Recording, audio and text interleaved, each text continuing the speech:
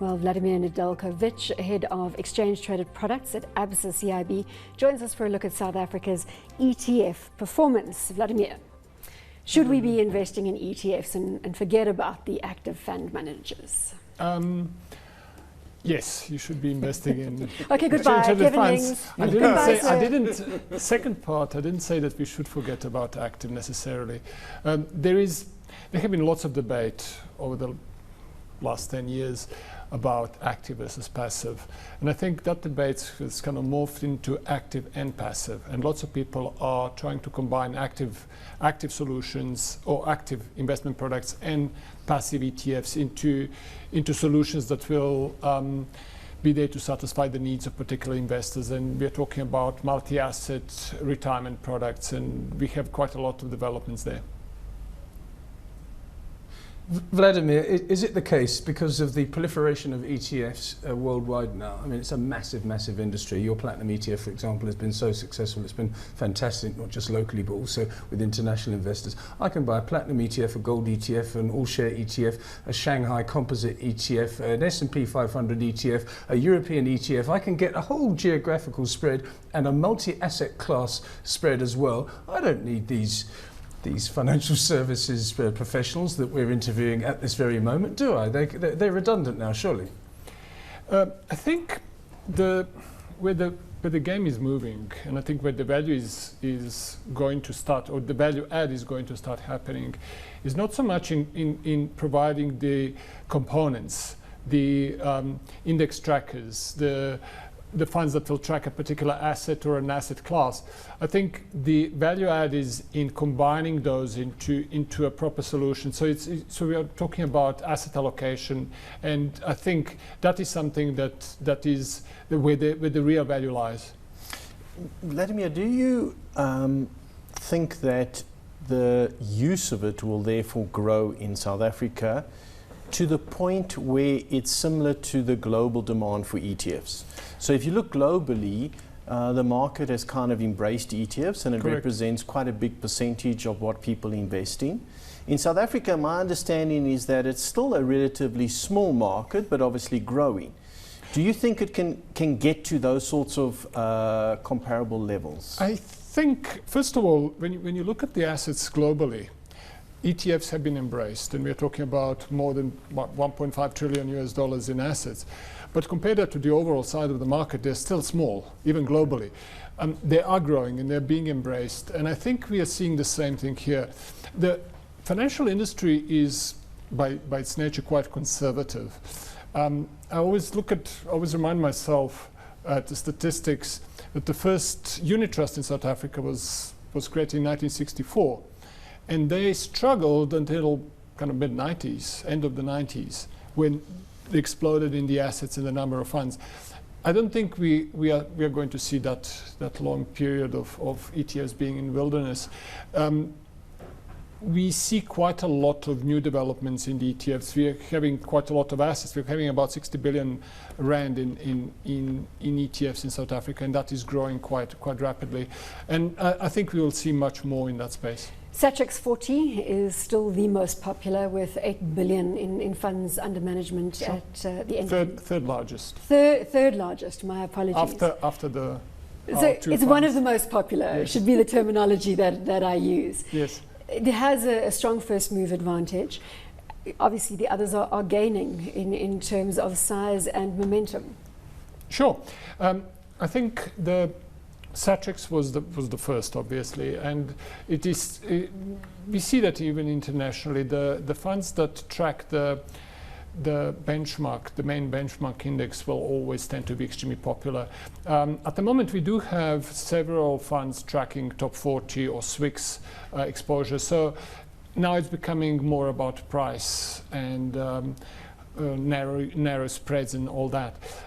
But I think, besides Satrix, we are seeing lots of development in other asset classes, from commodities to fixed income to money market to multi-asset to sector funds. And you can now construct, as Lindsay said, you can construct a decent investment portfolio, well diversified investment portfolio using only exchange traded funds. Lindsay, it sounds like the way to go. There's always a there's always a downside though, Bronwyn. I mean, the upside is that it's easy for a numbskull like me to get into all sorts of products which I couldn't possibly have dreamed of 10 years ago before ETFs were invented. But on the other hand, when the gold price fell from $1,930 an ounce down to below $1,200, every single headline was ETF outflows. So, Vladimir, is the ETF market becoming so big? You said it's still a small percentage, but it's still big compared to, say, 5 years ago. Is it increasing volatility and then instability, therefore, in markets? That is potentially so. That's why I'm kind of more insisting not so much on the component products, i.e. the individual ETFs. I'm talking about, particularly in the retail space, about multi-asset solutions. So there needs to be a professional asset allocator that will decide what is the optimal proportion of new gold versus Satrix versus something else. Can you just repeat that? There needs to be a just say that again, a professional asset allocator, asset allocation. Basically, okay. Fund managers, normal fund managers, they have a mandate and they will just select stocks, buy and sell. There's lots of arguments, do they add value over the long-term basis or not? And I'm not going to enter into that discussion. But there is definitely a value to be added in combining the components into a meaningful whole. Do you think that I agree with you, so it has a role to play in, say, a balanced fund or some sort of construction around asset allocation? Do you think that includes sector funds, or is it more confined to being able to buy commodities? In other words, where a person wants an exposure to a particular area of investing, but they don't want an exposure necessarily to the company. Yeah. So you buy the platinum ETF as opposed to buying the platinum companies. Sure. And now that's become quite attractive amongst active fund managers. Correct. Do you think it can grow beyond that? Well, I think there are a couple of things here. In the fund management industry, I don't think it's feasible for an ETF providers to provide components that asset managers will use, because that's their business. They are there to manage funds. But if you have a fund that is providing an exposure to an asset that the asset manager cannot replicate themselves, obviously they will be used for that. That's why New Gold and New Plat are quite popular. Outside of the asset management industry, I'm talking about pension fund industry, retirement product, retail. There is a need for ETFs, and I think we are going to see more of that. Isn't the popularity of the ETF environment going to be boosted by what you mentioned earlier? That's the cost factor, in that especially as we enter a more permanent low yield environment, costs are going to be the name of the game. And Kevin, that may put pressure on the active managers. It already has. Yeah, costs are incredibly important. I mean, we are looking at in particular, we are quite busy looking at the retirement industry in our business and retirement products. And simple estimate or back of the envelope calculation, look at the difference between investment in a standard retirement annuity and same product done using passive components.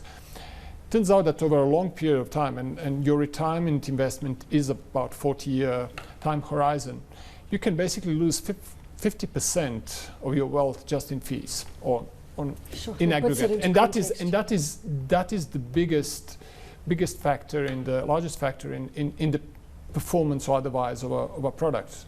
Not so much the investment performance. So important what's happened in the platinum industry in South Africa. I want to use your platinum ETF as an example, Vladimir, if I can, because with the worldwide focus on South Africa and the labour strife in the Rustenburg area and beyond, people will say to themselves, well, I still like platinum because it's a viable metal for the future. But on the other hand, I don't want to invest in Anglo-American platinum or Lonmin or Northam or Impala platinum. So I've got this ETF now. So I think that in that regard, never mind costs and efficiency, it's a very important product. What are you going to do next? Is there a palladium ETF? Is there a PGM ETF? I mean, the sky's the limit, isn't it? Yeah. There is a palladium ETF. That's as far You're as behind the times, Lindsay. that's as far as I'm going to. Oh, you to were behind go the on times this one. earlier on, excuse me, with that Satrix comment.